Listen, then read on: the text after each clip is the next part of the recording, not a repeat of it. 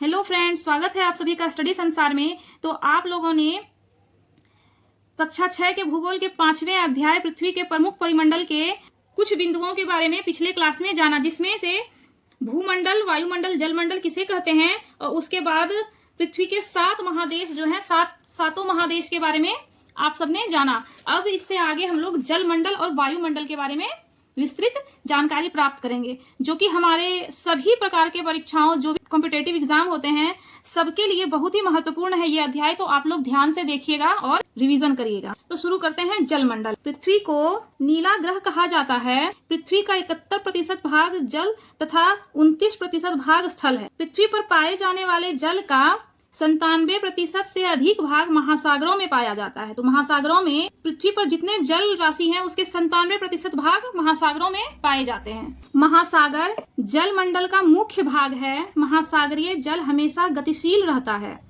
तरंगे, ज्वार भाटा तथा महासागरीय धाराएं महासागरीय जल के 3 प्रमुख गतियां हैं। तो 3 प्रमुख गतियां कौन कौन सी हैं? तरंगे, ज्वार भाटा तथा महासागरीय धाराएं। 5 महासागर प्रमुख हैं।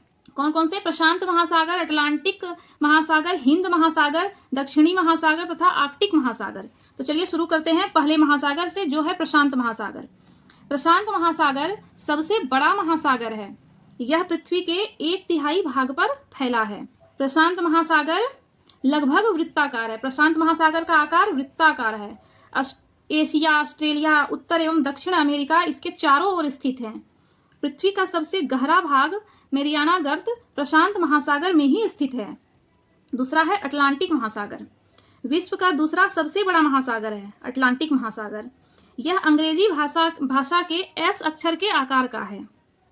व्यापार की दृष्टि से यह सबसे व्यस्त महासागर है। तो ये एग्जाम में ऐसे पूछा जाता है कि व्यापार की दृष्टि से सबसे महत्वपूर्ण महासागर कौन सा है, सबसे व्यस्त महासागर कौन सा है? तो अटलांटिक महासागर।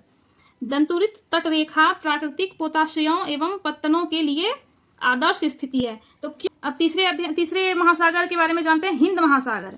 यह महासागर लगभग त्रिभुजाकार है। तो प्रशांत महासागर वृत्ताकार है, अटलांटिक महासागर एस अक्षर के आकार का है, हिंद महासागर त्रिभुजाकार है।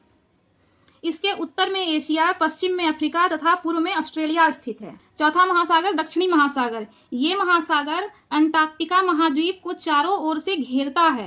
यह अंटार्कटिका महाद्वीप से उत्तर की ओर 60 डिग्री दक्षिणी अक्षांश तक फैला है। आर्कटिक महासागर।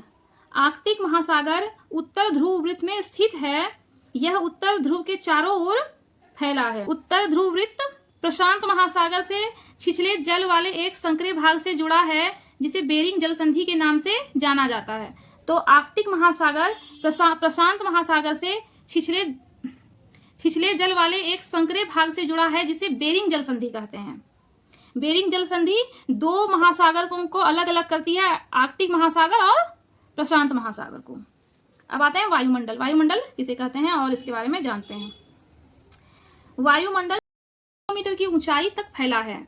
वायुमंडल को उसके घटकों, तापमान तथा अन्य के आधार पर 5 परतों में बांटा गया है। तो वायुमंडल को कितने परतों में बांटा गया है? 5 परतों में बांटा गया है। इनकी परतों को पृथ्वी की सतह से शुरू करते हुए क्षोभ मंडल, समताप मंडल, मध्य मंडल, आयन मंडल तथा बहिर्मंडल कहा जाता है।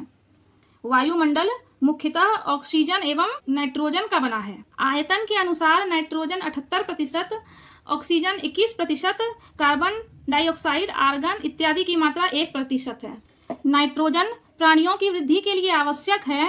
कार्बन डाइऑक्साइड पौधों की वृद्धि के लिए आवश्यक है। जीवमंडल। जीवमंडल स्थल, जल तथा हवा के बीच का एक सीमित क्षेत्र है। यह वह भाग है जहां जीवन मौजूद है। ऐसे ही आप सबको एनसीईआरटी के हैंड रिटेन नोट्स देखना है। जानकारी अच्छी लगे तो लाइक शेयर सब्सक्राइब जरूर करिएगा।